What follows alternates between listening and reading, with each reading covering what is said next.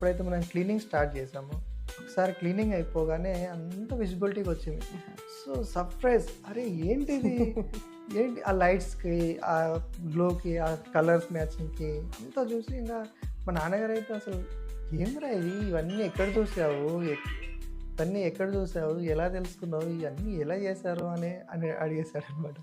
So, అది different అంటే అదొక రకమైన ఫీలింగ్. ఓకే. సో, ఇంత చేసామా అని మనకే అనిపించేలాగా అనిపించింది.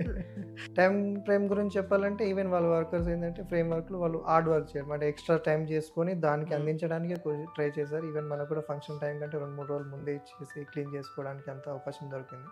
ఈవెన్ డీప్ క్లీనింగ్ కూడా చేసేయడం వల్ల చాలా లుక్ వచ్చింది. సో, ఈవెన్ వర్క్ చేసేటప్పుడు కూడా వాళ్ళు ఓవర్ నైట్స్ చేసుకోవడం, వాళ్ళకి ఇప్పుడు చెప్పేసి వాళ్ళకు ఈ టైం ఉంది అని చెప్పేసి దానికోసం తగ్గట్టు పెట్టడం. ఈవెన్ ఇద్దరు వర్కర్స్ ఉన్నా కూడా చాలా ప్రాపర్‌గా చేసుకోవడం. ఫినిషింగ్ దగ్గర గానీ, వర్క్ విషయంలో గానీ క్లియర్‌గా చేసుకుంటూ వెళ్ళడం.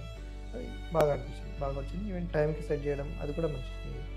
అదే మనం పక్కనే ఇంటి పక్కన ఇంకో ఇంట్లో ఉన్నాం కాబట్టి మేమే ఎవ్రీ టైమ్ అబ్జర్వేషన్ చేశాను. ఈవెన్ మార్నింగ్ ఆఫీస్‌కెళ్ళే ముందు ఒక విజిట్ చేసి వెళ్ళాలి. మళ్ళీ సాయంత్రం వచ్చినాక మళ్ళీ నైట్ పడుకునే ముందు ఒకసారి ఇలా విజిట్ చేసాను.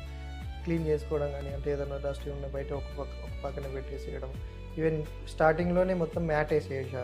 సో, దానివల్ల ఫ్లోర్ గానీ డ్యామేజ్ అవ్వకుండా ఉండడం అట్లా అవి ఈ ప్రికాషన్స్ అన్నీ తీసుకొని చేశారు.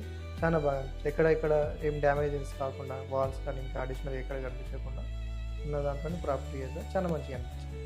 12, 15 అలా ఏమన్నా ఉంటే ఇంకా అవి కూడా ఇస్తాను.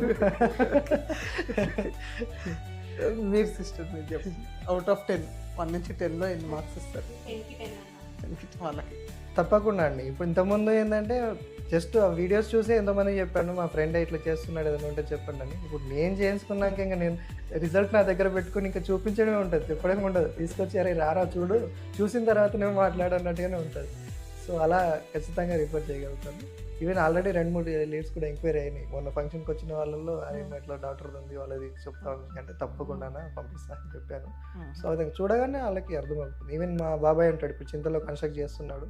వాళ్ళు వచ్చిన రోజంతా అన్ని ఫోటోస్ తీసుకొని వెళ్ళారు. ఇట్లా ఇది చేస్తే అరే ఇది బాగుంది, ఇది బాగుంది, ఇలా చేసుకుందాం మనం కూడా అనే డిస్కషన్ జరిగేది. యాహ్! ఐడియాస్ ఆల్రెడీ ఇక్కడ నుంచి క్యాప్చర్ చేశారు వాళ్ళు. బడ్జెట్ వైజ్ అంటే ఏంటంటే ప్రీమియం లుక్, ప్రీమియం బడ్జెట్ అది అయితే ఉంది. బట్ దానికంటే ఎక్కువే ప్రీమియం మనం పెట్టిన దానికంటే కూడా ఇంకా హై ప్రీమియం లెవెల్‌లోనే మనకు లుక్ వచ్చింది. బట్ ఈవెన్ కంపేర్ చేసే లో బడ్జెట్‌లో చేసే వాళ్ళ దానికంటే వర్క్ పరంగా, డిజైన్ పరంగా, కాన్సెప్ట్ పరంగా అండ్ కలర్స్ అండ్ ప్లైవుడ్ ఏది చూసినా కూడా మనం పెట్టిన దానికి తక్కువనే అనిపిస్తుంది మీకు. సో, ఆ విధంగా చాలా బెస్ట్.